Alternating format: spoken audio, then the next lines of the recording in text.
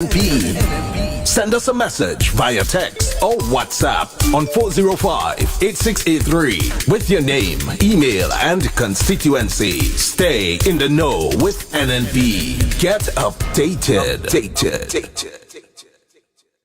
Stay up to date with all that's happening with the new national party, NNP. Send us a message via text or WhatsApp on 405-8683 with your name, email, and constituency. Stay in the know with NNP. Get updated. Pleasant afternoon to citizens across Grenada, including Carriacou and Petite Martinique, and all Grenadians returning to us here on this very auspicious occasion, celebrating 50 years of our independence, and also all guests and well-wishers on the island at this time. Ladies and gentlemen, it is my pleasure to bring to you this afternoon a press conference by the new National Party as we approach our glorious celebration of 50 years of independence on the 7th of February. That's just 2 days ago. I now turn and welcome to start the charge Dr. the Right Honorable Keith Mitchell, the political leader of the new National Party. Dr. Mitchell? Yeah, thank you, Shamar, and of course, special good afternoon to all our listeners throughout the length and breadth of Grenada, Carriacou, and Petite Martinique, and of course, Grenadians at all parts of the world, because we know they exist all over the place, and friends of Grenada, Carriacou, and Petite Martinique. And of course, with me this afternoon, my dear friends, the members of the elected House of Representatives, Sister Kate Lewis, to my extreme left, Sister Clarice Modest Coyne, to my next left, and to my right is Sister Emmeline Pear, and to right. For the first time, Peter is getting the definition of right. So I just want to welcome everybody and welcome members of the press. And clearly, this is a very historic occasion because, let's face it, when you become 50 years, that must be a significant part of your life. So this is indeed a very significant part of the life of our country. And therefore, having this press briefing here today must be seen in that particular context. So, friends, I'm happy to make the following statement as an opening statement. When I'm completed this opening statement, Sister Kate will then address some specific issues, then Sister Clarice Modest Coyne, Sister Emmeline Pear, and Peter David, and then I will conclude with my own statement on the present atmosphere facing our country and the independence celebration in general. So as we draw closer to the climax of this celebration, which of course goes further than the 7th, but up to the 7th, of our 50th year of independence, the new National Party wishes all Grenadians, Carriacouians, and Petite Martinicans at home and abroad a very happy independence. The theme of our celebration, as you recall, is one people, one journey, one future, extremely appropriate. It speaks clearly of the bonds that unite us as a people. It confirms the words of our national anthem, which says, putting heads, hearts, and hands in unity to achieve our destiny, unquote. So friends, brothers and sisters all, it is in this spirit that as an organization, we pause today to salute all Grenadians, Carriacouians, Petite Martinicans, who have paved the way and contributed significantly to our achievements over the years. I recall even this morning, a while or 2 hours ago, I was addressing some young students at a primary school. And I told them, it's not just the persons of certain categories in the society we're talking about.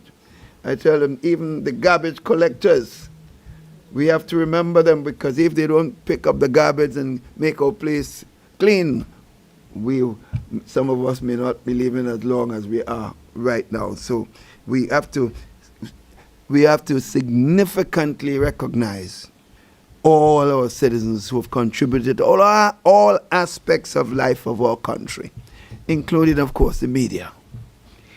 This year, this, of course, includes our political leaders who have served over the years, and the movers and shakers of our society, and the unsung heroes who have made their contributions too. I therefore encourage everyone, as we celebrate this significant milestone in our nation's history, we should take time out to appreciate all those who have paved the way and gave human services. There is so much we can be proud of.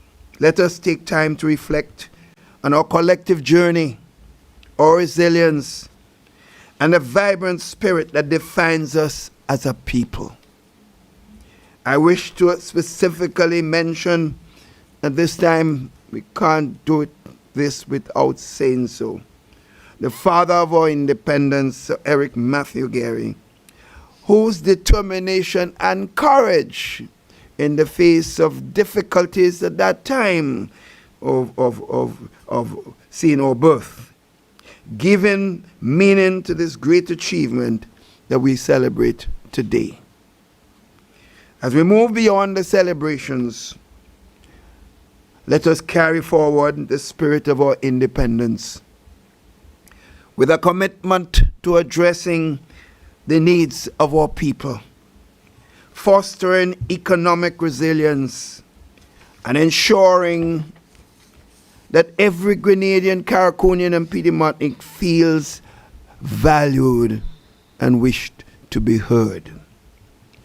The NNP stands ready to contribute to a dialogue if we are asked, and actions that prioritize the well-being and prosperity of our people. It's been our history. It's been our DNA, consistently so, over the years. While we do have some serious concerns about issues related to the celebrations, we commit to address those issues in the near future. And as a former Prime Minister of this country for 23 years, I thank God and thank the people of Grenada for those years of service. And I am happy to have contributed to the social and economic transformation of our country, Grenada, Carriacou, and Petite Martinique. I'm also wishing to thank all those who have served with me over the years. Some have even passed on to the great beyond. Their contribution must never be forgotten. I now invite, therefore, my colleagues to make their contribution. As I said, when they are all finished, I will close with my own contribution on the issues that I wanted to raise. Thank you all. Good afternoon, everybody. I look forward to the rest of this important session. Thank you. Yeah, thank you, Dr. Mitchell.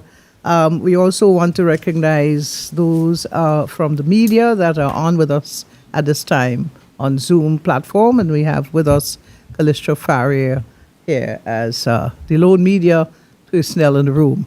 It is my pleasure to introduce Kate Lewis to address you at this time. Thank you very much, Shama, and good afternoon to our political leader and my other elected members of the House of Representatives. It is indeed a pleasure to address everyone, members of the media, those who are listening via the different platforms. It's a pleasure as we commemorate and celebrate this important occasion in the history of our beloved country. That 50th celebration, our golden jubilee of our nation's independence, is a very important milestone, And it is very important that we take and pay tribute to the father of independence, Sir Eric Gairy. His vision and determination paved the way for the freedom that we enjoy today. And indeed, we owe him a debt of gratitude.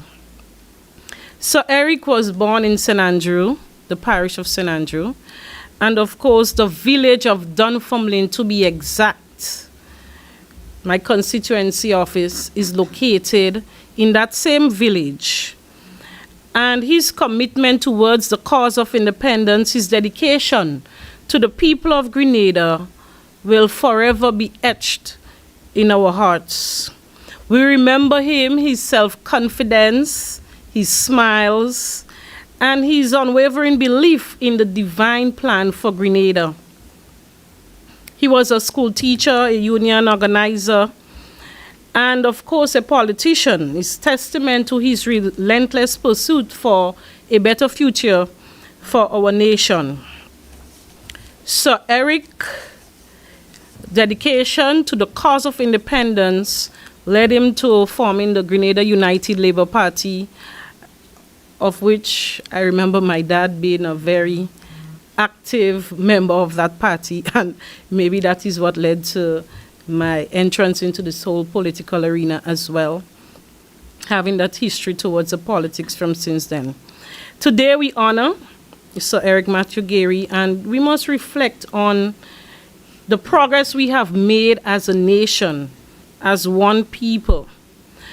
And throughout those 50 years, the new National Party has played a very important role in the significant transformation over the years. So I want to focus on some of the achievements of our party on the youth and sports, youth development and sports. Under the leadership, of course, our political leader, Dr. Mitchell, and with the hard work and commitment from people such as the past Adrian Spaceman Mitchell, may his soul rest in peace. Of course, my colleague sister who is sitting here, Sister Emmeline Pear, and all those who have contributed the hard work of the youth officers, the people who work at the ministry during our tenure, and so forth, have all played that pivotal role. So we just wish to highlight some of our achievements during those times. We speak about the establishment of the Grenada the Youth Development Center and the Division of Youth. Now we speak about a Ministry of Youth. But those who have been there from the early stages will tell you that there was no Ministry of Youth, there was no Division of Youth, and there was no budgetary allocation towards youth development. But with the impact of the new National Party, understanding what we need to do to enhance and empower our young people, you see today we have a Ministry of Youth, and in some cases a Division of Youth with substantial budgetary allocation to run youth programs. We have increased staffing in youth at this moment, where you have members of staff working to develop programs, develop projects, and so to empower and employ our young people. We had several introduction of diplomas and certificates, CVQ for youth work, youth and social work, and even for our young participants who were involved at the CVQ level, receiving CVQs from levels 1 up to level 4 in a wide variety of areas, that they too can make a living for themselves today.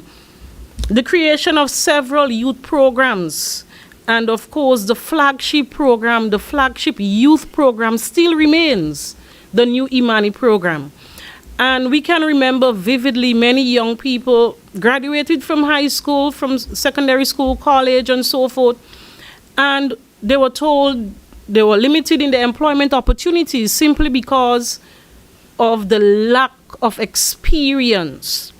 This is one of the reasons that gave birth to the new Imani program, giving young people that opportunity to receive training on the job skills training and job opportunities for the young people. So here we had the new Imani program that today, as I said, remains a flagship program for youth development in Grenada.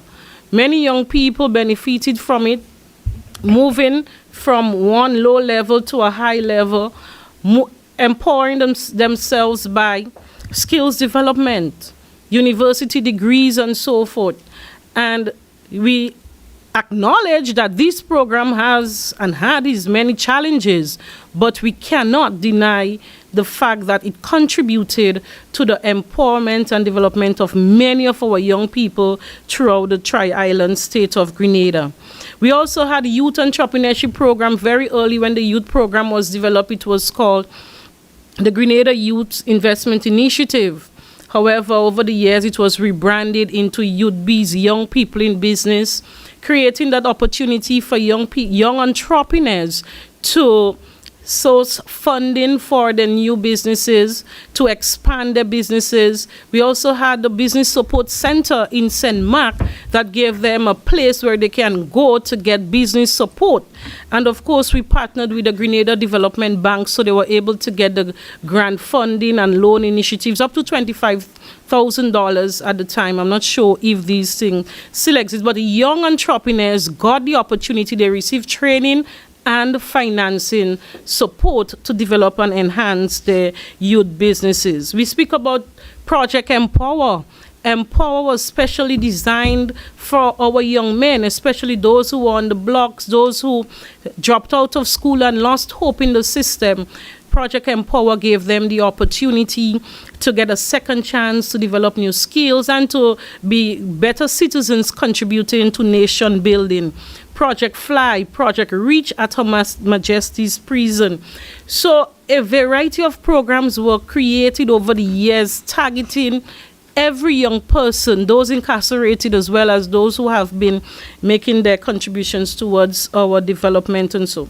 So we cannot celebrate 50 years without recognizing the hard work and contribution of the new National Party towards youth development. In sports, we can speak about one of the major, there are many achievements, but we like to highlight the Kirani James Athletic Stadium and the National Cricket Stadium, of course, giving young people that platform where they can be seen and use a facility at the international level, of course, enhancing their ability. And that is why we have people like the Kirani James today, because they receive the necessary resources and equipment to thrive and to do better. So we are happy from the new National Party standpoint that as we celebrate 50 years as one people, we have to recognize the contribution towards youth development in this country, the contribution and the significant role that the new National Party plays. We remain committed as a party to youth development, and we pledge our continued support for the next 50 years and beyond. Thank you. Thank you very much, Kate Lewis Peters. And we now hand you over to Clarice Modest. Of course, folks, those of you who are just joining us, this is the new National Party's press conference as we approach 7th February, the glorious 50th Independence celebration. Madam? Thank you, Madam Chairperson. A pleasant good afternoon to everyone. I want to single out our political leader, Dr. the Right Honorable Keith Claudius Mitchell, and my other colleagues at this head table. We have gotten together to present this press conference, which I will speak to a little later. But I want to also greet all Grenadians at home and abroad, and especially those who are visiting. I like the touch of having our Grenadians come back for our 50th anniversary.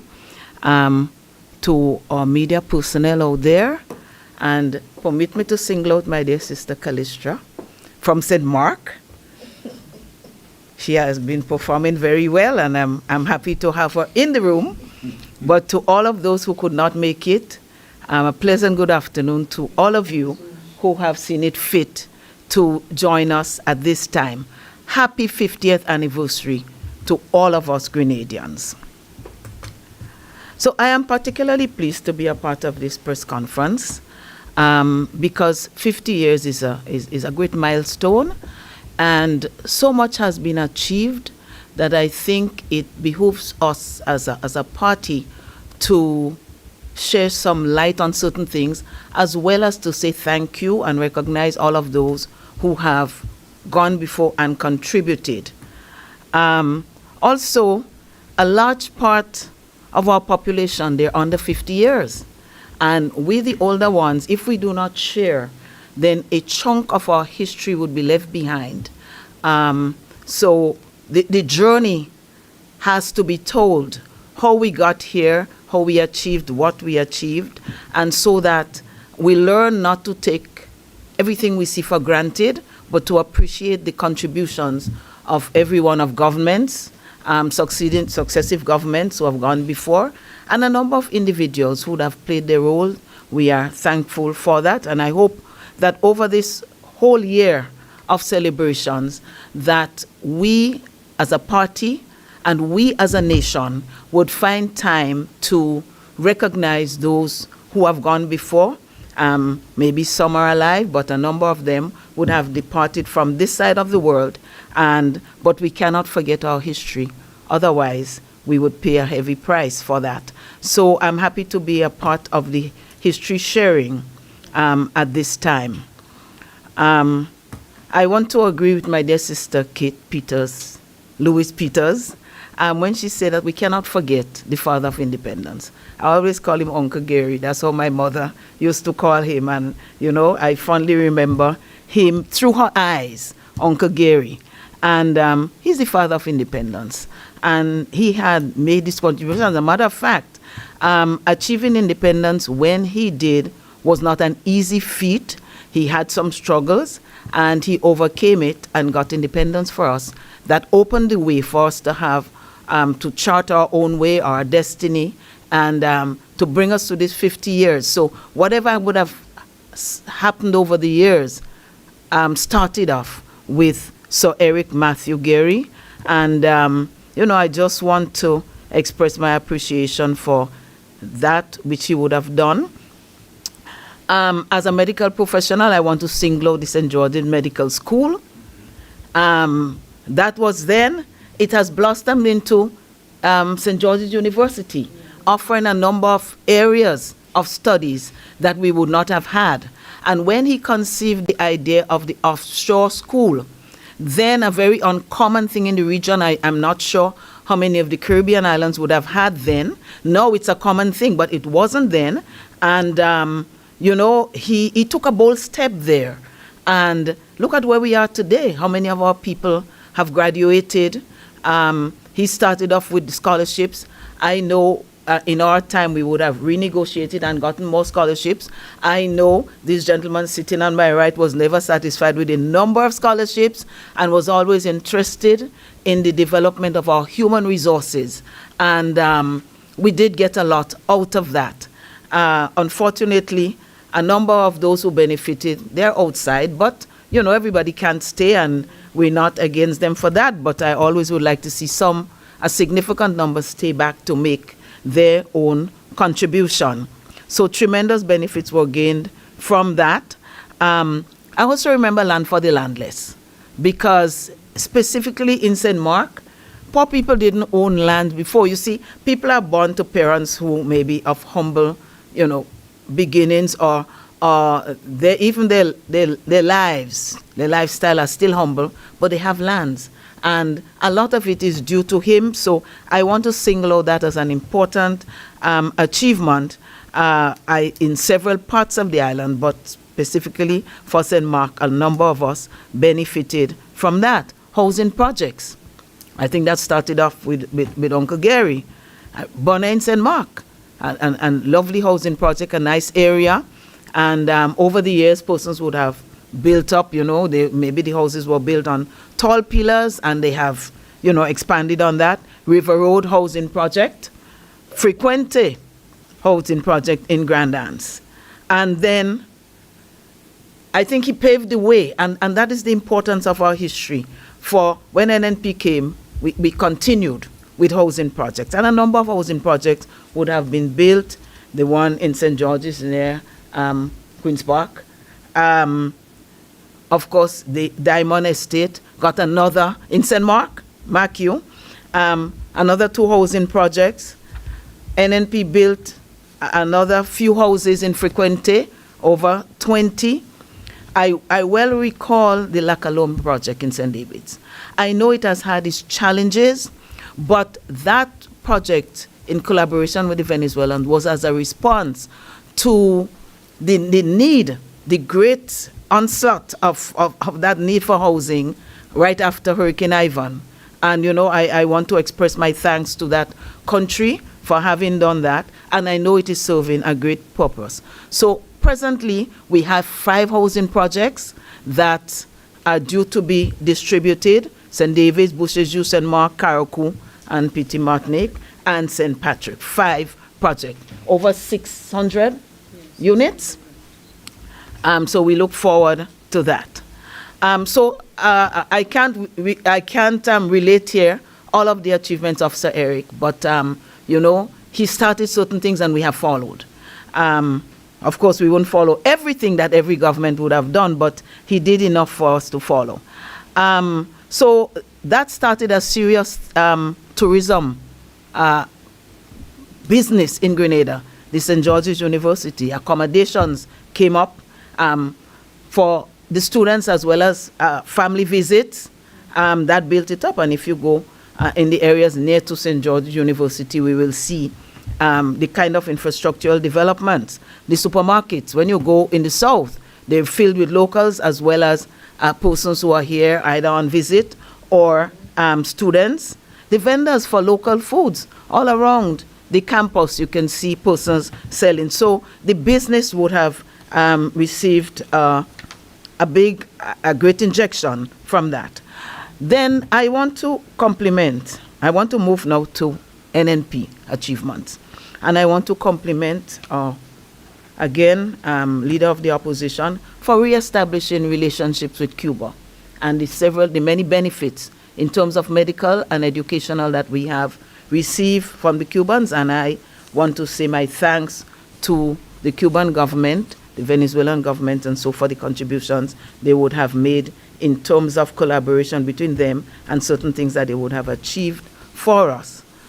Under tourism, I recall that we made the 500,000, 500,000 mark for tourism under NNP. Visitors coming into our island.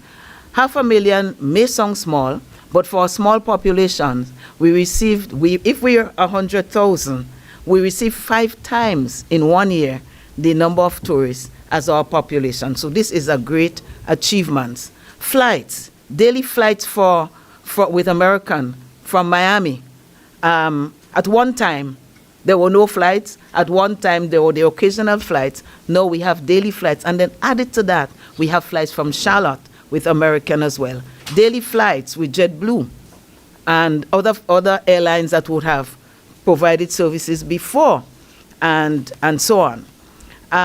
Hotels, a number of them, just, to name a few, the Sandals, the Silver Sands, Six Senses, Intercontinental, and so on, the Liver Project. A number of them would have come up because of the groundwork we laid for tourism and how we marketed our country. And we cannot forget the contribution that the people of our country would have made, because when you do surveys and you ask, what is it you like most about Grenada? What brings you here? And they say the friendliness of the people. So everybody contributes to tourism. Airbnb is growing. We have world-class marinas, Port Louis and others. In terms of health, under NNP, we have had a general upgrade of the General Hospital. We have the Gulf Polyclinic, the Victoria Medical Station in terms of infrastructure, and many other clinics that were upgraded and refurbished. I must talk about the cutting-edge CT scan at the hospital, ultrasound mammograms. We didn't know what that was before. And it's available. Dialysis, chemotherapy, neonatal testing for sickle cell, and you name it. Too many to mention now. I already mentioned a number of things on the infrastructure. I just want to mention here, and join my sister in talking about the National Stadium, just to list the cruise ship port that was built under NNP, and a number of roads, Eastern Main Road, Western Main Road, city fences that were done under the new National Party. So, and several farm roads were done as well. And I mentioned the city fences because I know on the western side, certain periods of the year, you couldn't traverse just straight ahead. Sometimes when in rough seas, you have to wait until the wave broke, and then you could pass and then run again. And I know the city fences started under Uncle Gary, and I see Sister Callistra, you remember those days. And now you can pass lassos, different areas, crayfish, with pretty ease. And a lot of these city fences were done under the new National Party. As a matter of fact, for what I know, it was done only by Uncle Gary and the new National Party. A lot of that was done under the leadership of Dr. Mitchell when he was Minister for Work. So we must not forget these things. I have a long list, but I know my time is short, so I'm moving on to my last few things. We cannot talk about NNP's contribution without talking about resilience and recovery. We cannot forget Hurricanes Ivan and Emily. And that phrase, building back better after those hurricanes. And we performed, well, you know, through God's grace, I have to say, a lot of things that people thought couldn't happen. It was almost like miracles to recover so easily and build resistance after that. And I just want to mention COVID, how we managed and how our tourism numbers bounced back, how we rallied as a country under the government to stop the growing number of deaths and the number of cases, and we were successful, thank God for that. But all of this calm that we experience now, we had a lot of turbulence, and so I think it's a good start. What I would really like to end with is to see our country, and it has to be done on a country basis. You see, this plan, this National Plan 2030, we must not trivialize it.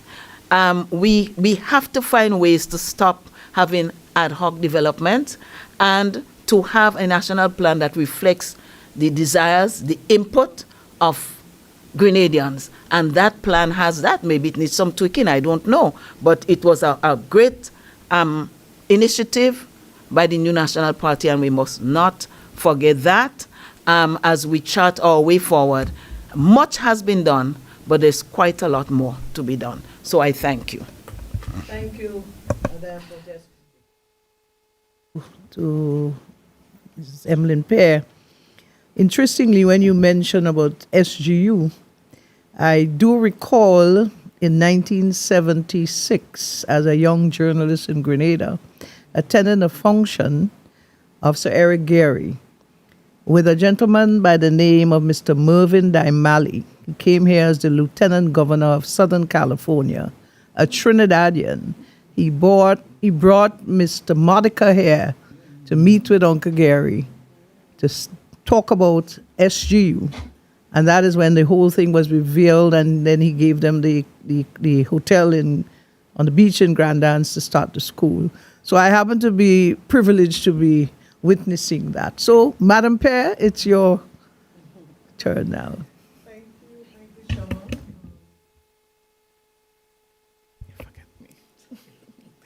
Okay, thank you very much, Shama. And let me say a very warm good afternoon to the media represented here and those, of course, who are online. Okay. Yes, so recognizing the media, those present, particularly here and on the live stream through Zoom, I want to especially recognize you. And of course, like my colleagues did, I want to join and say happy 50th independence anniversary to all of our citizens. Of course, those who are here at home and those who are abroad someplace. There are so many Grenadians overseas. You deserve to be recognized today as well, as we say happy independence. I want to continue from where Dr. Mitchell would have stopped in terms of recognizing our Grenadians. And many of them, unfortunately, have passed on and did not get the opportunity to celebrate this 50.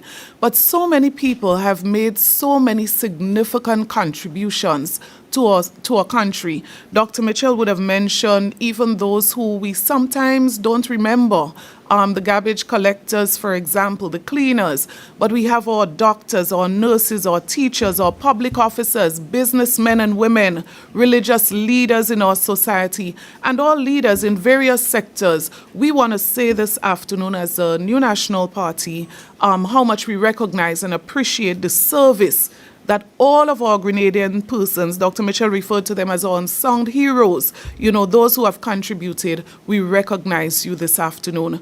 We also want to recognize all of our leaders, and I want to again pick up from where Doc would have left off there. And I want to just single out Sir Eric Matthew Gary, but also all of our leaders who have served in the position of Prime Minister of this country, whether it was Maurice Bishop, Nicholas Brafitt, Hubert Blaze, Ben Jones, George Brizan, of course, Dr. Kit Mitchell, Tillman Thomas, those who have served past, we want to also recognize everyone for their contribution. But this afternoon as a party, we want to do two things. We want to, one, reflect on the achievement of our organization during those 50 years, which we have started to do. And also, we want to also recognize two of those leaders that we believe need to be specially recognized as we celebrate 50. So I'm talking one, Sir Eric Matthew Gary, also talking Dr. the Right Honorable Keith Mitchell.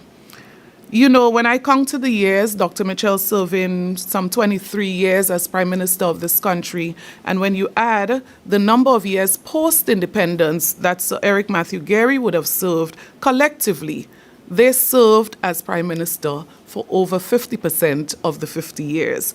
And I believe that in itself deserves a recognition.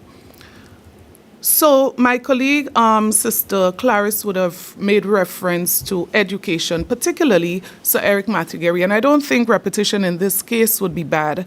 And I want to just emphasize that I believe his philosophy was very deep in that regard, and specifically to do with the rights of human beings, human rights, particularly access to education. And you could have seen that he definitely had a vision in this regard. So whether it was support, as she mentioned, for St. George's University School of Medicine, the support that was granted amidst all the odds, and all the naysayers who felt that this was the worst idea that one could have supported.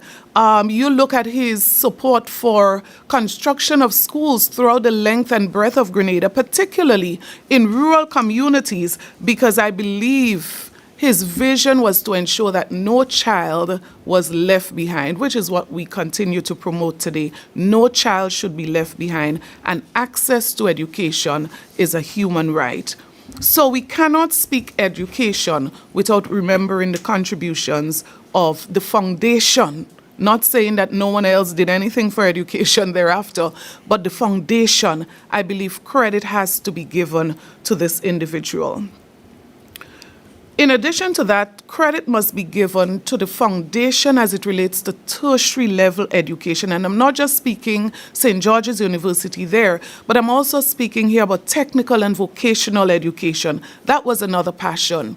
And not just at the level there, but if you come downwards one bit to secondary schools, you would realize that his vision would have transcended and would have moved beyond and promoting opportunities for particularly underprivileged students throughout our nation. And if you realize what has happened over the years, that particularly in the period of the NNP, a significant effort was made to build upon that. I also want to make reference to another area that I think deserves to be recognized at this time. While many parts of the world continues to grapple with women in leadership, if you look back again to the foundation and those early days of Sir Eric Matthew Gerry, you would realize the number of women that he would have given an opportunity to make a very strong statement about women in leadership. So we speak of women like Nydia Benjamin, Waple Ned, Gloria Payne Banfield, Cynthia Gerry, and so many others who would have had that opportunity to serve at the highest level.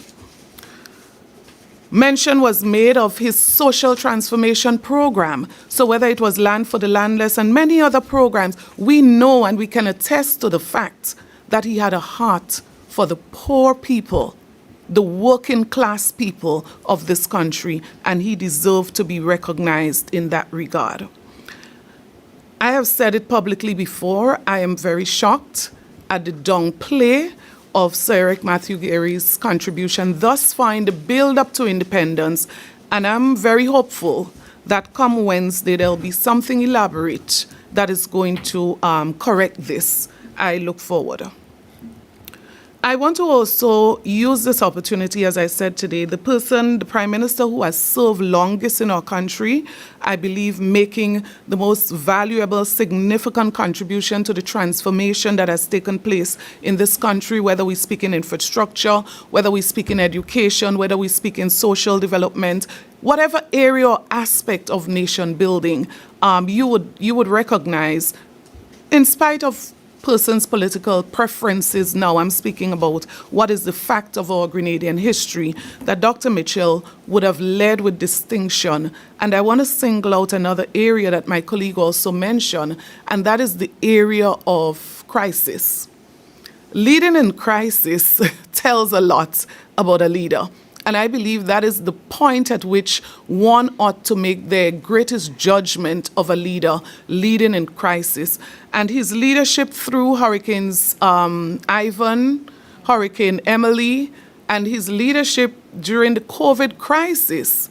I mean, I do not believe that there ought to be another occasion to be able to judge the extent of his leadership and the magnitude of the contribution, the sacrifices that he has made for this country. And any celebration of 50 years, in fairness, ought to, in some way or the other, capture the contribution, as I said, not saying that we have to leave out all the other leaders, but those two leaders, I cannot see how we can celebrate 50 without recognizing the work that they have done during their period. So if you look back, and I did the comparison, looking at the contribution of Sir Eric Matthew Gerry, the foundation, the vision, and I look at the life and service of Dr. Mitchell, and you can literally see a build upon what was started. You can literally see the vision continues to unfold. And I want to make this very fundamental point this afternoon, that in my opinion, this is what leading our nation should really be about. The achievements of the past, the things that worked well, the things that are great, we continue to build upon them. And that is the only way that our country is going to move forward. If we allow political divide and preferences to cause us to ignore previous development and to ignore the opportunities we have to build upon what we have achieved, our country would find it difficult to move forward. So I looked at St. George's University and where it started.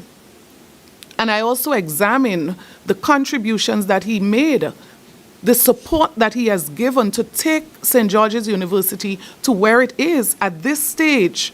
I believe that is something that cannot be ignored and cannot be recognized. Today, Grenada, a small island like Grenada, providing doctors for countries throughout this world, that to me is a significant achievement. We speak of it when we speak about the contribution to our GDP.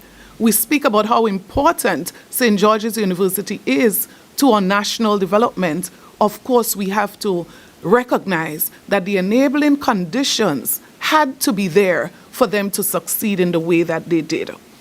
I also want to make mention here of the hundreds of millions of dollars invested under the Kit Mitchell administration for the construction and development, expansion of schools throughout the length and breadth of this country. Of course, building again on the vision, the legacy of Sir Eric Matthew Gerry.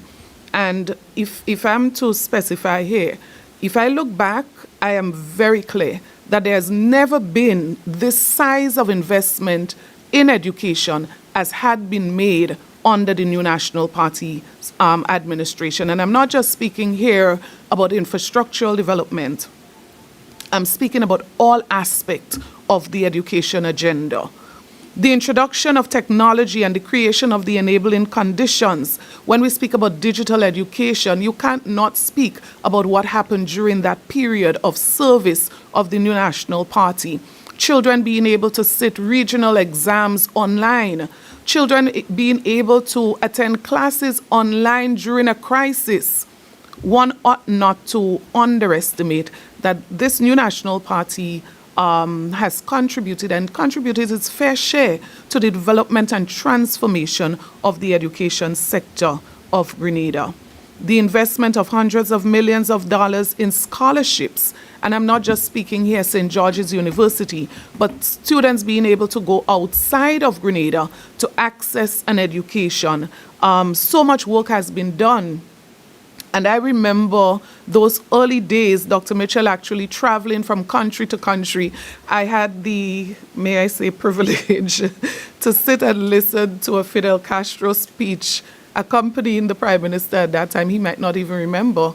I was an officer in the Ministry of Youth at the time, and I listened to him beg for increase in scholarships so that poor, ordinary students of Grenada, students who come from rural communities where their parents could have never dreamed of them becoming a doctor. He was out there begging for increasing those opportunities. And of course, I remember Fidel in one of those engagements saying, that is exactly why we do what we do for the region. I also want to make mention this afternoon of the issue of skills training, and you see the vision coming from Sir Eric Matthew Gerry, continuing again over successive government, and specifically when you look at the size of investment under the New National Party administration, the establishment of skills training centers within our schools, the establishment of centers for excellence, the introduction of CVQs, in our secondary school in skills training areas, technical areas, even at the primary school level, the exposure of students to the basics, the fundamental, as it relates to skills training and technical development. Nowadays, you listen and you might think this is something new, but again, we go back and we look at all that has happened over the years, and we want to give this country the assurance that we would continue to support any form of development that has to do with people in our nation. I want to now turn to, very briefly, the issue of sustainable development. It is one thing to talk about the past, what we have been able to achieve. It is one thing to say that, many people have sacrificed and they have worked, given yeoman service. But it's another thing to look to the future. Where are we going from here? How do we build upon what we have achieved thus far? And my colleague and Sister Clarice Modeste Cowan would have reference the National Sustainable Development Plan. And I want to make an appeal here to our government that this plan should be considered as one of the main roadmap to Grenada's future. I consider it a plan by the people, for the people. And I don't want to sound revolutionary here, but this is a plan that I know the people of this country, and I want to commend those who led the process, throughout the length and breadth of Grenada, Carriacou, and Petite Martinique, people went on the ground and solicited the contribution of various persons in various parts of our country towards the development of this plan. Our brother Peter David here represented our party as part of the development of this plan, and it included so many different stakeholders. But I just want to reference 3 of the goals of the National Development Plan. high human and social development, vibrant, dynamic, competitive economy with supporting climate and disaster-resilient infrastructure, environmental sustainability and security. And if you look at some of those areas, you would recognize that significant work had started by our party, and what you were looking at was a vision created by the people, supported by our party in government as to where Grenada was going to go 2030. And so this afternoon, as I said before, I want to encourage us to build upon what was started. There is no need to reinvent the wheel. We are going to save time. We are going to achieve far more if we acknowledge what was done, we recognize those who sacrifice, and we build upon it. Finally, it's an undisputable fact that during the period of service of the New National Party, the most has been accomplished as it relates to infrastructural development in this country. So when you talk about expansion of various facilities, when you speak about construction of various facilities, you speak about the development of the road network throughout this country. Let's reflect. 50 years ago, what was it like? Traveling from St. George's all the way to St. Patrick's and back to St. George's. Let's reflect. Let us reflect on what that journey used to be. And so the investment in our road network is something that our government at the time felt was of significant importance, and so hundreds of millions of dollars was invested in that area. The construction of our cricket stadium that was referred to at one point as a white elephant, the construction of our athletic stadium. And if you go through the length and breadth of this country, you would recognize the significant development of our country in the area of infrastructure, right? If you go back, essential services, you talk about water to rural communities.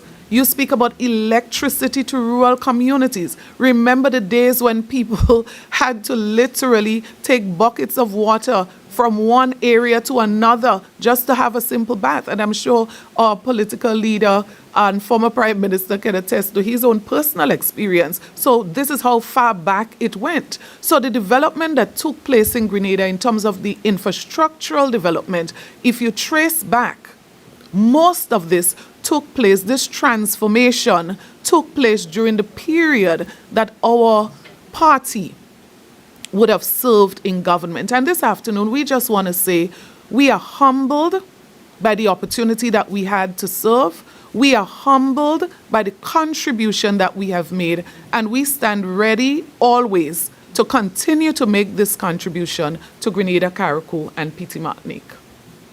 Thank you. Thank you, Madam Pear. And of course, our final speaker delivering for us at this time is Peter David. Mr. David? Thank you, Shoma, and happy independence to you. Happy independence to everybody in the room. And I want to join my colleagues in wishing everybody a happy independence, happy 50th anniversary to Grenadians in Grenada and Grenadians in the diaspora. Grenadians in the diaspora outnumber the Grenadians here, so we must send and pay tribute to them. Also to thank all of those who contributed to our development throughout the 50 years since we've been independent. The father of independence, who much was said of in the press conference, Eric Matthew Gary, we have to pay tribute to him and his role, the role that he played in many things, including adult suffrage and many other, as somebody indicated, issues that were positive for the working class, working people of this country, for the local business community too, to Maurice Bishop, who played his role during the revolution, and we have the international airport, and continuing St. George's University, which Eric Matthew Gary started, establishing relations with Cuba and beginning the scholarship programs.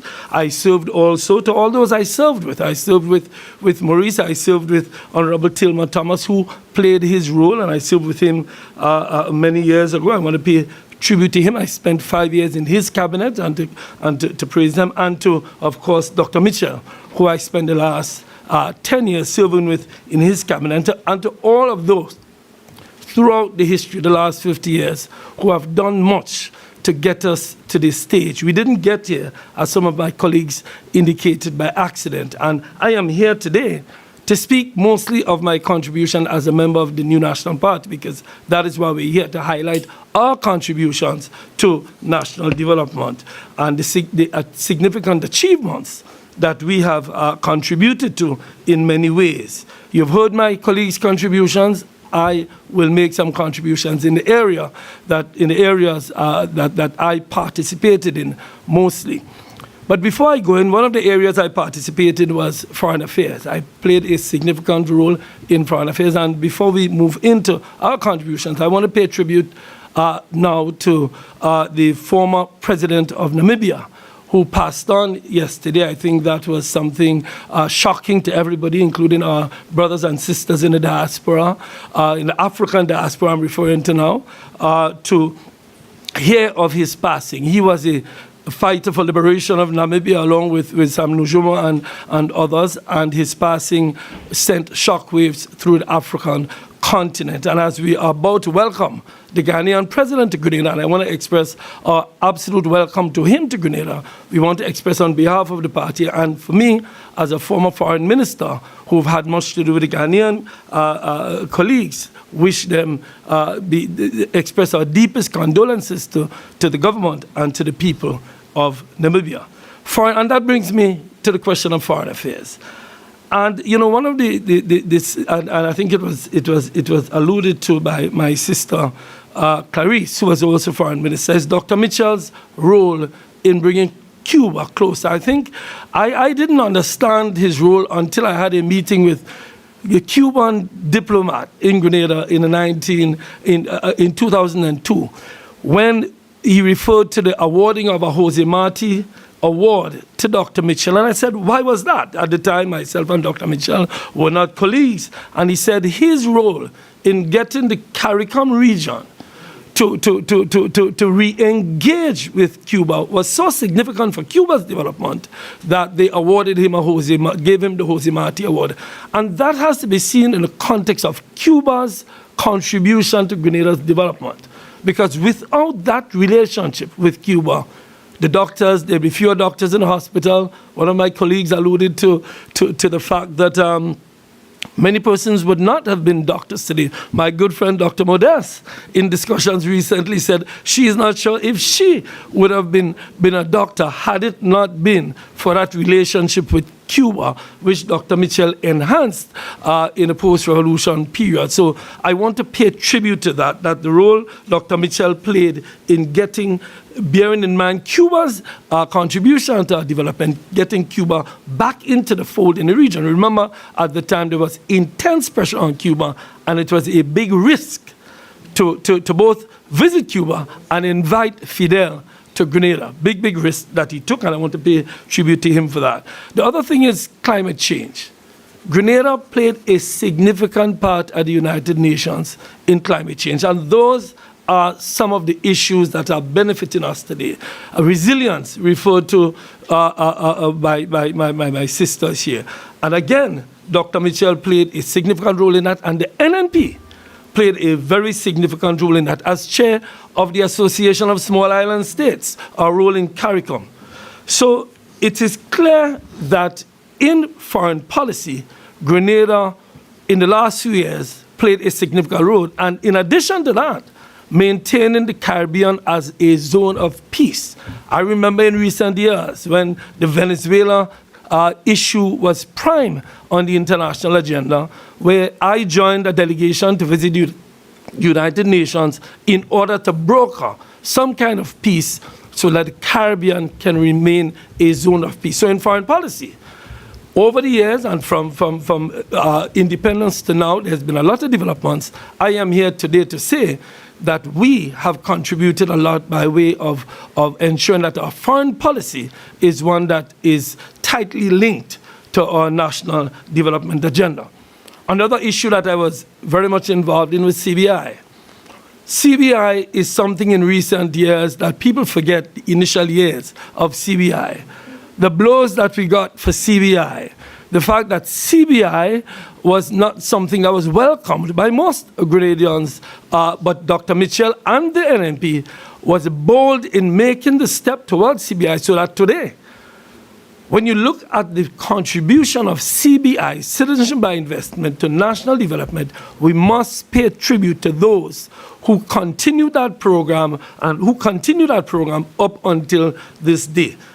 CBI has contributed to hotel development, the Six Senses Hotel, the Intercontinental Hotel, the Beach House Hotel, the Silver Sands Hotel, the Kewana Bay Hotel, the Hideaway True Blue, the Point at Petit Calavini. All of these projects are in the country today to help with tourism because of the CBI program and the boldness of the NNP administration that we are here celebrating today in getting a tourism industry where it is today. In addition to that, CBI is building the River Road project. CBI built the Mount Kuma Road project and many other development projects around the world. I want to compliment the CBI unit today for putting up signs indicating that it is CBI who is financing these projects, because I've always complained that CBI has not been sufficiently linked to the people of this country. And I say that about CBI to say that over the last 20, 30 years, as part of our national development, as part of our process of independence, because independence is not an event. You are granted independence, but becoming independent is a process that we are still continuing. The NNP, the GULP, the NGM, all have contributed. We are sitting here today discussing the role of the NNP in achieving the independence, and the role of Dr. Mitchell and my other colleagues here, the role of them getting us to a state of actual independence. Without CBI, we would not have achieved a lot of that. And this government, this present government, has relied heavily on CBI. In terms of agriculture, I want to also say that over the years, one colleague mentioned the program Land for the Landless, which gave some small farmers land to cultivate out of the big estates. Also, our development of the land policy. One of the difficulties we have in this country is the size of our land allocation given by Almighty. We only have about 80,000 acres, and we need a policy. And during my period as agricultural minister, feeding off of the periods of my sister, like the sister Clarice Modeste was also agriculture minister, my brother Roland Bula, we have done a lot to help to develop the land policy. There is a land policy there today, thanks to our work in the Ministry of Agriculture over the years. We have limited availability of land, and we must work with that properly. One of the issues that I want to address also is that of constitutional reform. We are granted independence. We got independence in 1974, but we needed to develop on our constitutional process to get to a real independent position. If you look at the development of the United States, they started the same way we started. They have evolved their constitutional process. We have to do the same thing. Several attempts were made by the new National Party to establish a new constitutional project. In fact, there was a speech given yesterday, I would ask everybody to listen to it, by the good Dr. Reverend Osbert James, where he spoke about the need for national unity. One of the things that I've spoken to over the years, in fact, me and my good friend Sister Modeste have always spoken about the possibilities of national unity. I believe, and I agree with what's his name, Osbert James, that we need to find a new construct in order to build our national unity. In fact, if you go back several years ago, the new National Party made two attempts to have constitution reform. They failed because we couldn't find a national consensus. I want to commend the new National Party. I want to commend Dr. Mitchell and others for having the boldness to approach the issue of constitutional reform. Because the fact is The fact is, without constitutional reform, we will continue to have a divisive society. I want to commend the fact that we attempted to go to the CCJ rather than have Privy Council. I want to commend the attempt to have electoral reform.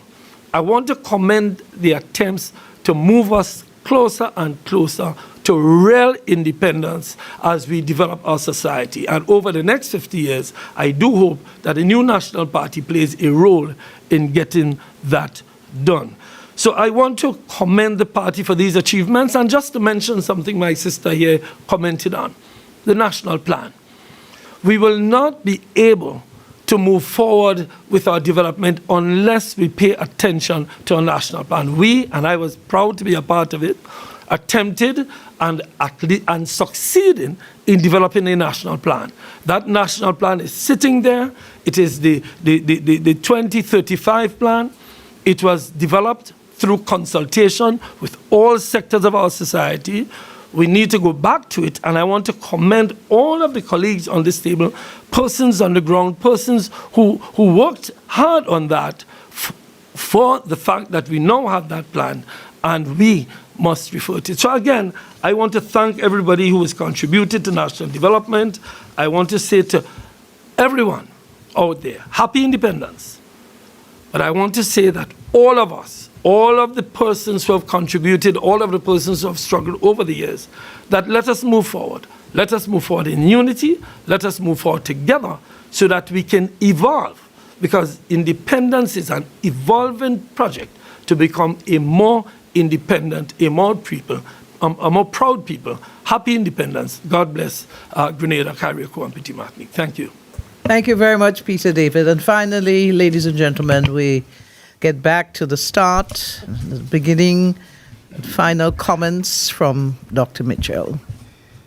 Thank you, Shaman. Of course, listen, after sitting and listening the contribution of all my colleagues here today, I am quite sure I don't think I would ever hear anybody saying nothing happened since 1983 anymore. If they attempt to do that, they might bite their mouths. I don't think I will hear that again. Friends, I just want to add to what I said, a couple of areas that I thought was extremely important that the party and the government of the NNP played that has significantly contributed to the development of our country. Remember, we gave Sir Eric Matthew Gary tremendous credit for this boldness to establish the St. George's. It was St. George's Medical School. It was not a university. It was a medical school. Because it was the NNP government that built on the success of the medical school through the initiative of the Chancellor of the University, who came to us, and we decided that we need to move to a full-fledged university offering courses of arts and sciences so that thousands of Grenadians don't have to travel abroad to get a bachelor degree or other training that they deserve. Even veterinary school was established. So I want to make this point, because that point has not been made significantly enough. It was again the new national party that saw to it this. An area that we have taken for granted, this thing called rural electrification. I think so many times we sit and you hear little. There were some persons who played a massive role in this important service. We had a Grenlec electricity services then, which was not owned by government. The Colonial Development Corporation, CDC, owned it. And these workers, local Grenadian workers, worked with government in the 1980s. I was the minister then of response for public utilities. I could never forget the tremendous amount of work through all the terrains around the country, coming from 45% of coverage of electricity to 95% in just 4 years and a half. this sort of insignificant achievement, and the name of people like Barrel, the name of Dennis Campbell, the name of Gregory Bowen, who was then the manager. People don't know that history. And we must always remember, as we talk about the last 50 years and significant contribution that some of my colleagues already made the point. The area of telecommunication, we're sitting here with a revolutionary piece of service. We had a crossbar system brought in by PRG when we came in 84. Crossbar was obsolete. But that was what it was about those days. We had to abandon this and move into the first digital telephone network in the entire Caribbean was established in Grenada. We forget this. And I never would forget when we decided to put the first system in Carriacou. Mr. Blaze said to me, if you do, the people in Grenada might get at me for putting it in Carriacou. I said, Mr. Blaze, you're the Prime Minister. When you go to Carriacou, we can't make contact with you. So with the first part of the network of digital services of telecommunication with the digitized system was placed in Carriacou. These are issues, I believe, that we need to always talk about. The water distribution in the country. I was Minister of Water, and I used to have to come to St. George's with 2 buckets to fill up, to bathe and also to drink. That was this kind of system. And sometimes these things become so easy now, for granted. The people of Montmorris always say, for anything else, what they remember the NNP for is water. They used to get water once a week, and Wednesdays, even when rainy season, once a week in Montmorris. And they had to turn off all the water in Happy Hill, Brizza, and Boucherjou, and Grand Mole, Fontenoy, so that the people in Montmorris, because of the height, the water coming. So there's some significant things that we take a lot for granted. And a lot of Grenadians who gave this, Mr. Tamer, and those I'm sure many of you who live in the town would remember Tamer, and a number of these people. They gave services and we forget them. I think we need to go back a bit and take out from the records some of the names of people that we tend to have forgotten. You know, in sports, the Theo Papitet, Redhead, these guys who have made tremendous contribution, we forget them. This is something that we must always remember as a nation. You know, I hope they won't forget me when I'm gone. I'm making a plea now for those of you who might still be alive. If I'm gone. So, I won't depend on you, Kalishra, but it's important, colleagues, it's very important that we do that. You know, we talk about Gary a lot, but let me say this. I remember in terms of his politics, I broke with him because my parents were very strong Gary supporters, very strong Gary supporters. When I ran against him in 1972, he wasn't very happy with that at all. I remember, you know, the history of this country is just simple. You know who gave him the only little old car I had for this election? Was a man called Chesley David, with his son sitting here. He gave me, but we had to push the car all the time in the campaign. So the history of our country, sometimes we look back and we have to realize how far we have come, the things we have done. And I also want to talk about the fish vendor market. You know, we see these services, they serve poor people. I remember I have to go to the fish market to my grandmother was serving there. It's called a salsa. And I used to collect a little shilling from her to spend. And I used to be ashamed to go into the fish market with my white pants and white shirt from college. But it tells you what the history of this country. So when that place was built, I always remember my grandmother and the many vendors that serve in that market. Because these people made tremendous contributions. So every time I passed that fish market that was built during our time, I remember many of those people, those vendors that serve. And that's why we always have to remember those vendors who were treated shabbily by the present government at the Park, who were at Queen's Park, and now all over the streets in St. George's trying to earn a living, and it's something that we hopefully we can get back to look at these people. They are poor, but remember, God always said to look after the least among us. Something we must always remember. Some of us preach Christianity, but a lot of times we forget the basic tenets of Christianity that we're supposed to remember. So, as we close this important, and I call it historic, press briefing, I really feel that we did ourselves a tremendous service by having this, because it gave us, the people, a chance to hear from members, and the stories are much deeper. There are a lot more things that we have not said.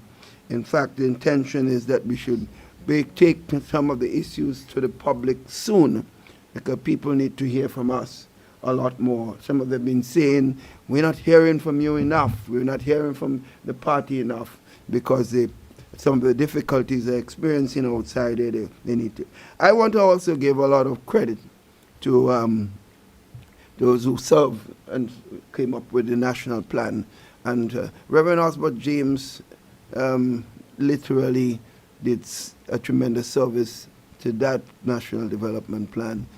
I don't necessarily share his views that no political party should exist. In fact, I told him when he came up to me, I said, "You living in utopia?" He said to me, "Well, we have to learn to dream." And, it makes some sense. But the point is, I think he's challenging us, and we need to challenge ourselves for our future. And I therefore want to thank all my colleagues here for the special presentation we've delivered today, and to thank the media and all Grenadians, home and abroad, who have given service to this country, whether it's in sports, culture, politics, in the business community, all over the country. People have served, and sometimes some of them, the contribution have not been given the kind of credit that is owed. I think we have a responsibility to raise that.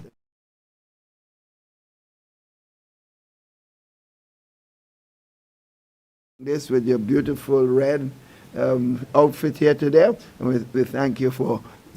Callistra, we still have the gold top, right? We just want to say we thank you also, but the own female journalists, female journalists who are here with us, and all our journalists who are here with us, Mikey, and those on Zoom. We want to thank all of you for your presence here. Happy Independence, everybody. Thank you, Dr. Mitchell. Of course, we wanted at this time open the floor for the media that would probably have questions at this time. Callistra, you're in the room, so we want to give you the first opportunity.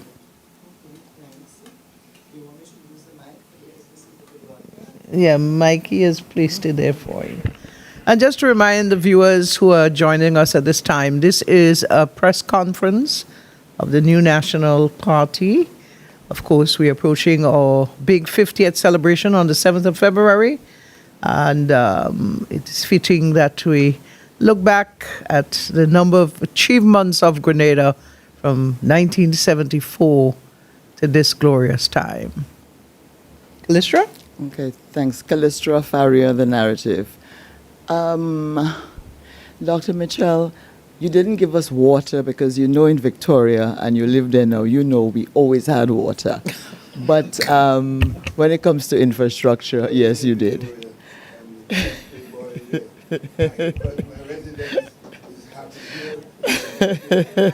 Residence, Callistra, don't spread propaganda. My residence is Happy Hill, St. George's. I have property in Victoria, and I go there often. But I live in Happy Hill, St. George's, Grenada, Carriacou, and Petite Martinique. Don't go there. Don't go there. No, that's an easy place to go. You spoke about constitution reform, and the issue of one side not supporting because you're in opposition or you're not is a real problem for us achieving that. should this administration and the current prime minister, in an interview with me when I asked, said that he would be wary of undertaking constitution reform at this time because he does not believe that he would be able to get the support, goes to referendum, a majority of the people, because it would come down along political lines. Should he be bold enough to undertake the necessary constitution reform that has to do with republicanism and so, would you, Dr. Mitchell, encourage your people, all 30-something thousand of them, or is it 40,000 by now, to support? Hey, that's nice. So To support that. I know you could do a mathematics, you're good at adding. Oh, good. Would you support republicanism? Would you support it, or would you I'll allow the answer politics this- to derail it? I answer this way. The NNP has always been consistent in supporting policies that are necessary and good for the country. We have never taken partisan position simply for cheap political purposes. We have always, our history is very clear.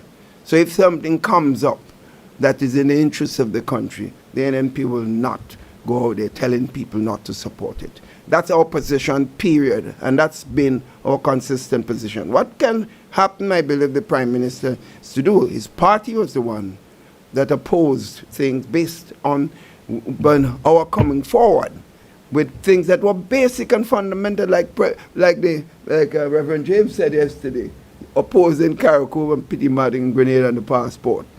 So I think he first must talk to his party members, because they might have a difficulty with what he proposes coming forward, assuming, of course, it's not something to promote individuals, but it's something about the interests of the country. So NNP is consistent, and that's how I would answer the question in a broad sense. Okay, I have one more question. Will you be attending, there's a joint sitting of the Parliament tomorrow. Will you be attending that, and will you be attending February 7 celebrations on Wednesday? Will you be there? NNP has always been present at the national celebrations. We have never boycotted.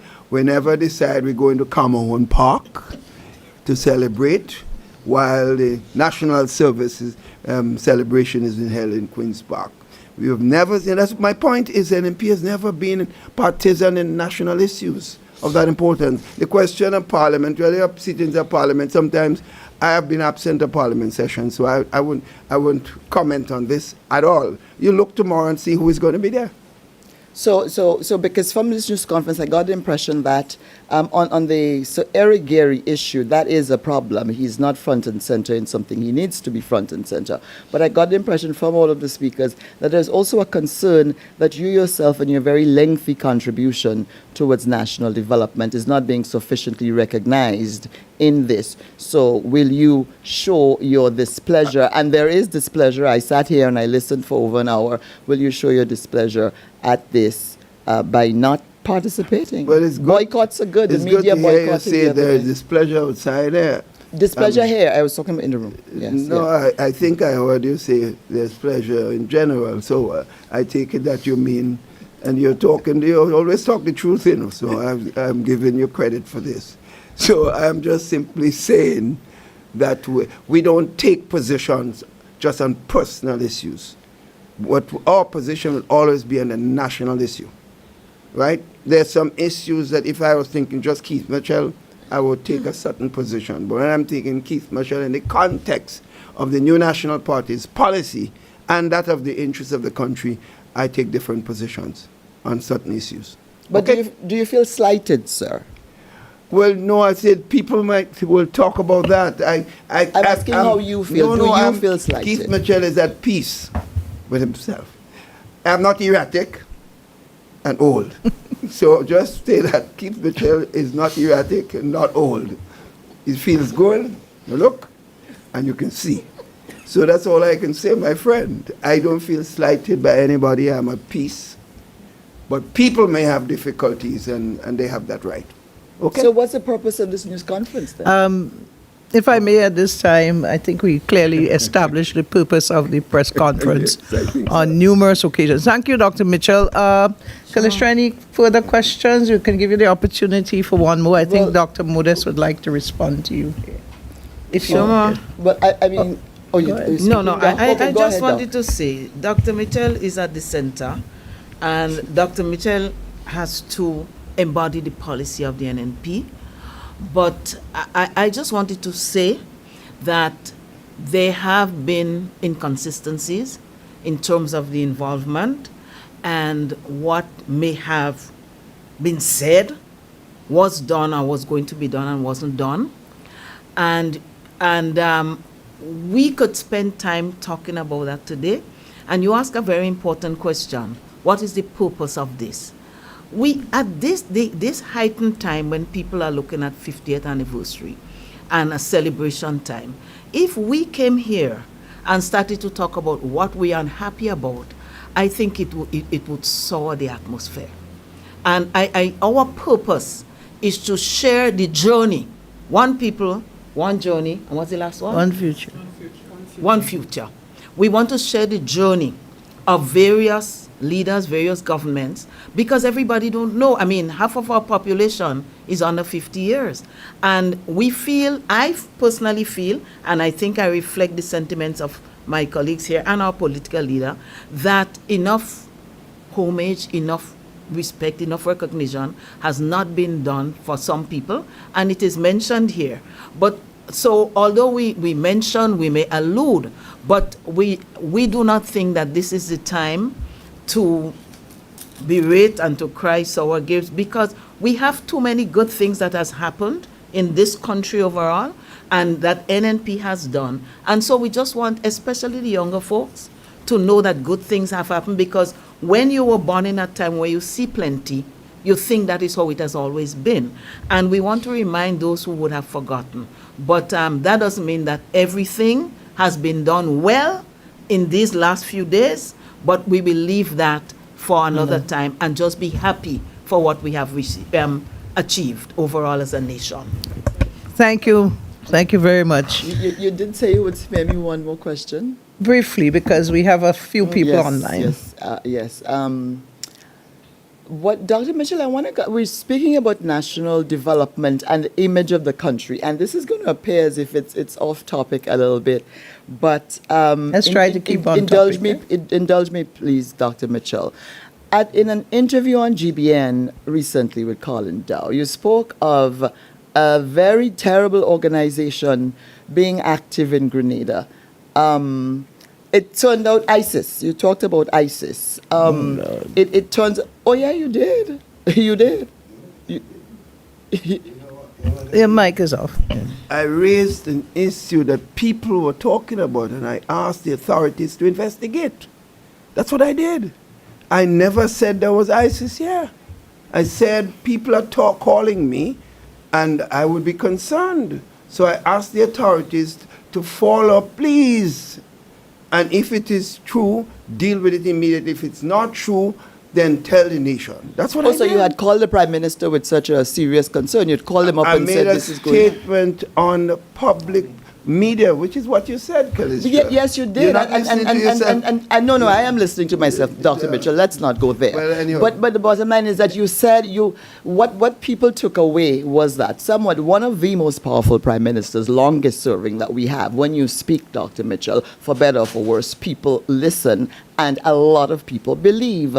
The idea, the impression went out there. All right, People asking Calista, I don't questions. think And so that I'm the asking- nature of this. I'm asking Dr. Mitchell. If I may, in the Calista, image of the country if on I this may, 50th Calista, year, do you have this any this second press thoughts, conference sir? is Do you have a any matter of second the thoughts, past sir, that's about been saying exhausted. that, And that it is could not seriously something that damage we the need to image of the exhaust here country? this Let morning. me just say, like, No, Doc could Calista, take care of Calista, himself let me with say me, this. Shoma. You know, you seem to be preoccupied with Keith. We don't need that. We have five of at us this time. here. I mean, we all here. You could have asked anybody a question, but let me say this.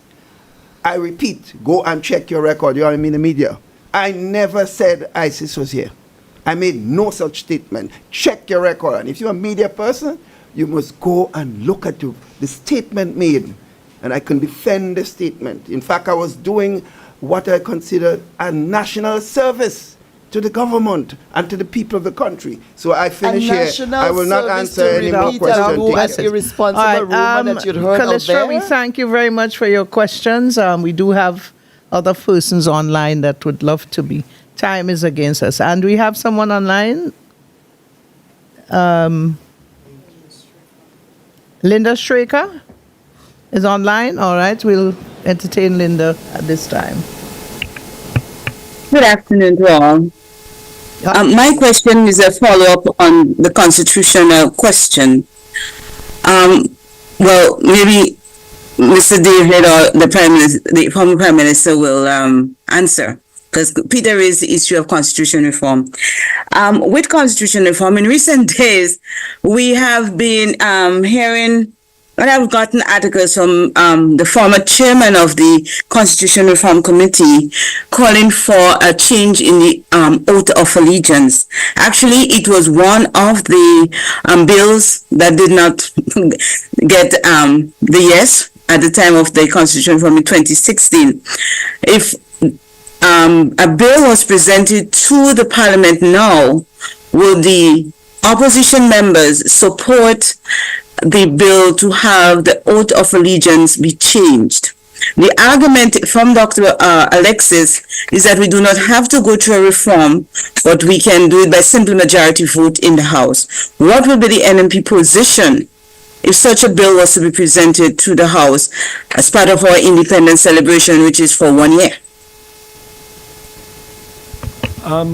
Good afternoon, Linda. I think the question is an important one in the context of the overarching position of constitutional reform, because Dr. Alexis is making an important point.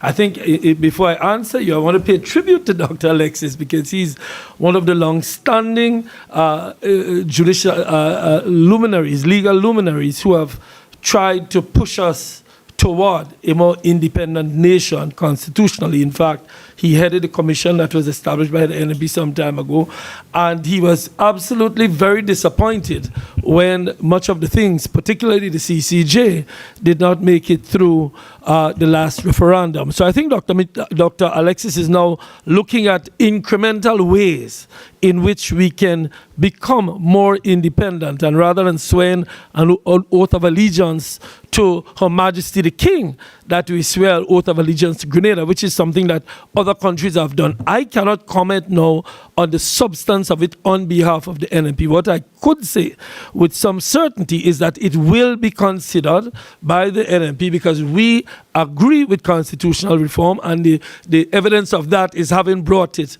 before the people on 2 occasions. So yes, we think it's something important.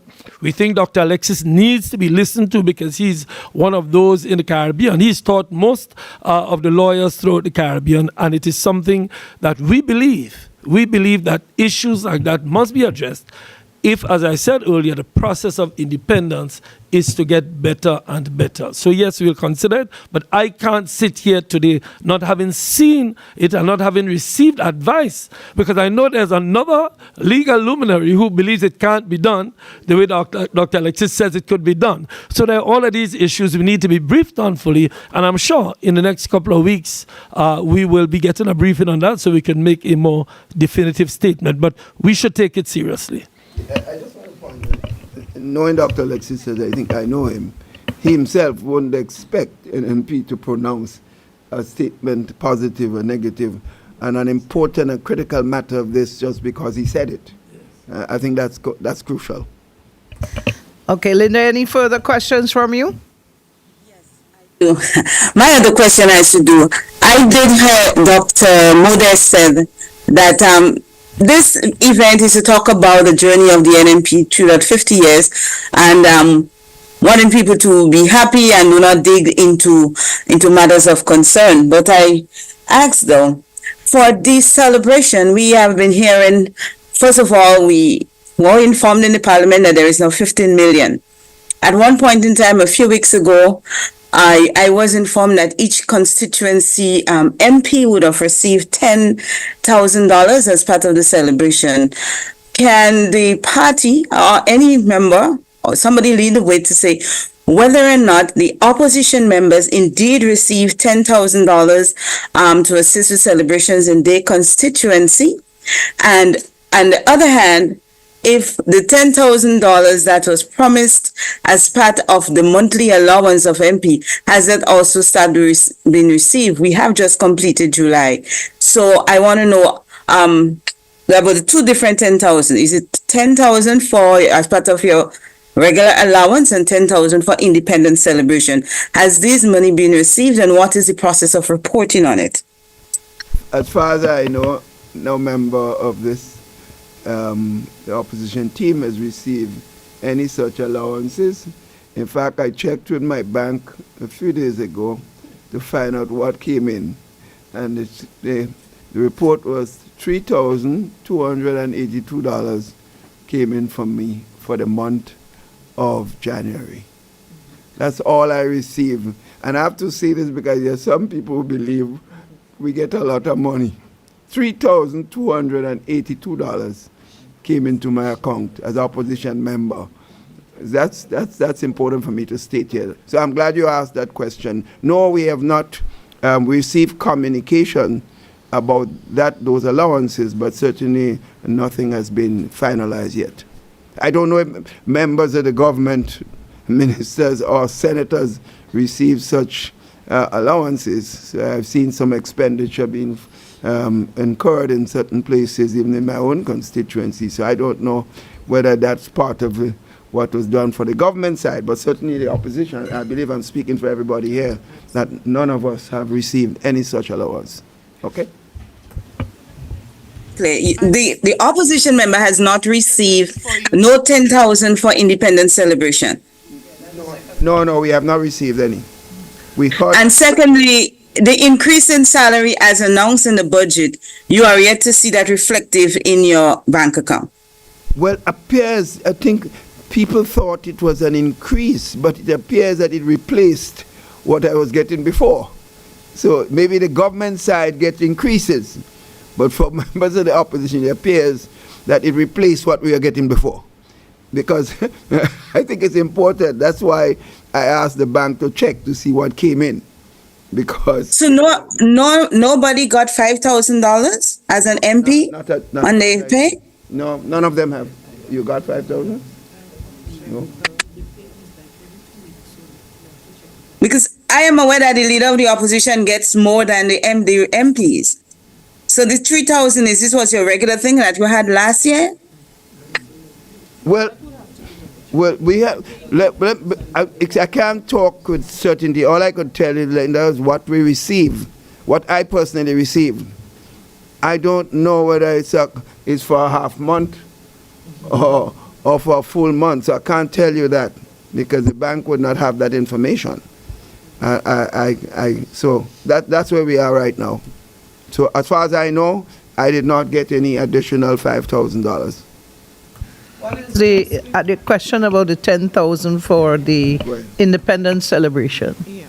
Thank you. I just want to emphasize this, and this is a very important question in my opinion, because I believe for all of us around this table, we have other persons who sit within the cabinet of Grenada who are sending individuals to our offices saying to them that we would have received $10,000 in support of activities for independence.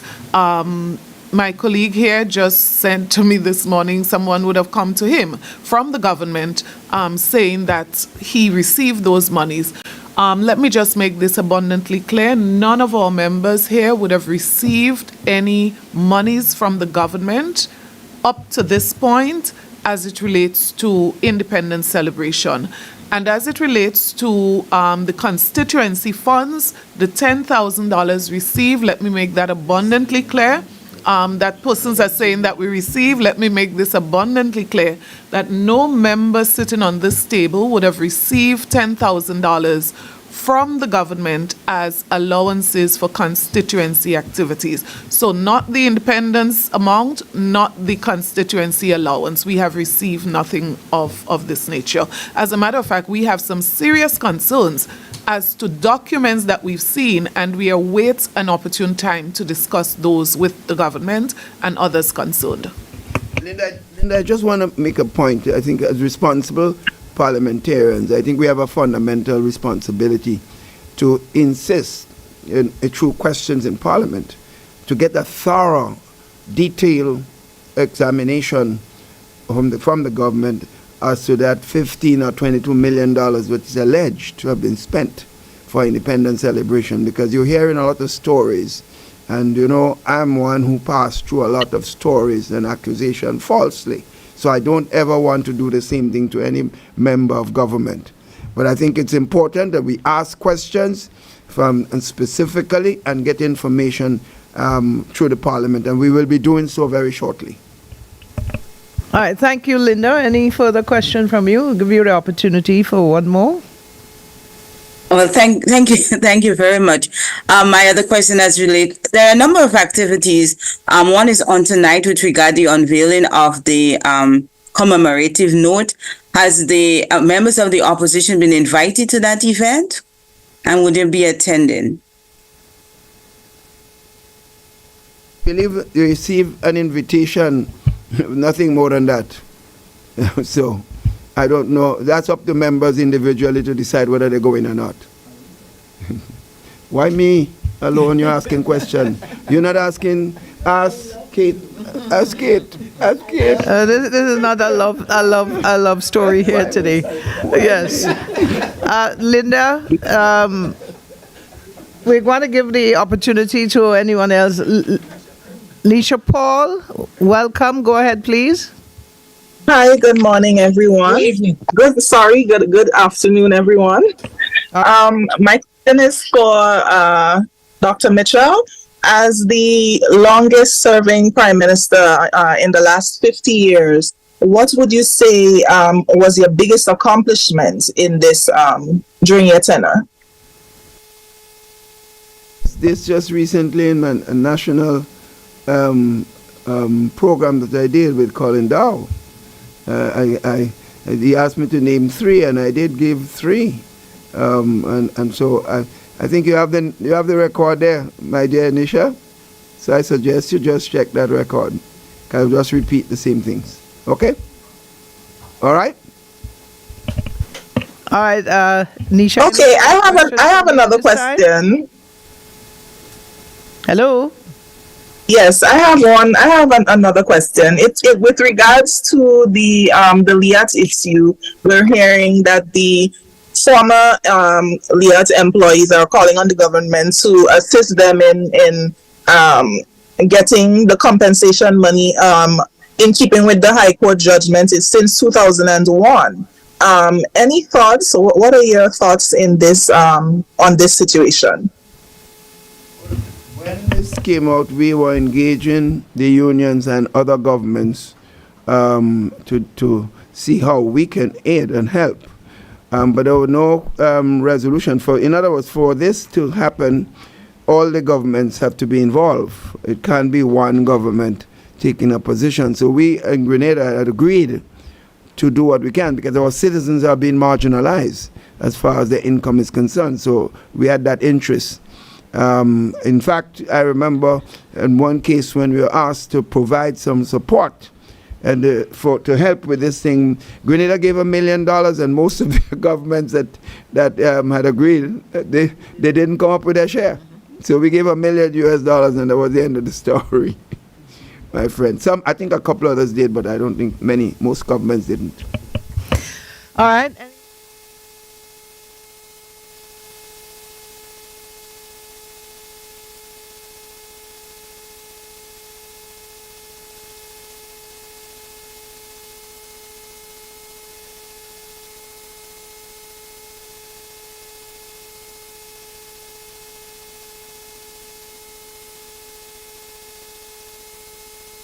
Hello, Nisha, do you have a final question?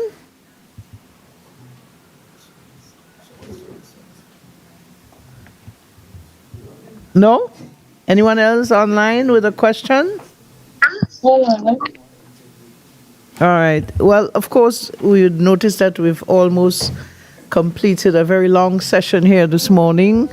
Doc, I don't know if you have any parting remarks at this time, or any one of the other members? I think this is an important session. I think we always said we need to continue to do in sessions of this nature. So I think it was the right time to do something like this. The 2 days before the 50th anniversary celebration date reaches us. So So I just want to thank everybody and thank those who are listening and thank the members of the media and, of course, the country as a whole for their support for the celebration of activities of this nature. Thank you. Thank you very much. All our listeners, viewers, wherever you are, we extend a happy independence to you and thank you for viewing this press conference here this afternoon. Thank you. Stay up to date with all that's happening with the new national party, NNP. Send us a message via text or WhatsApp on 405-8683 with your name, email, and constituency. Stay in the know with NNP. Get updated. Stay up to date with all that's happening with the new national party, NNP. Send us a message via text or WhatsApp on 405-8683 with your name, email, and constituency. Stay in the know with NNP. Get updated.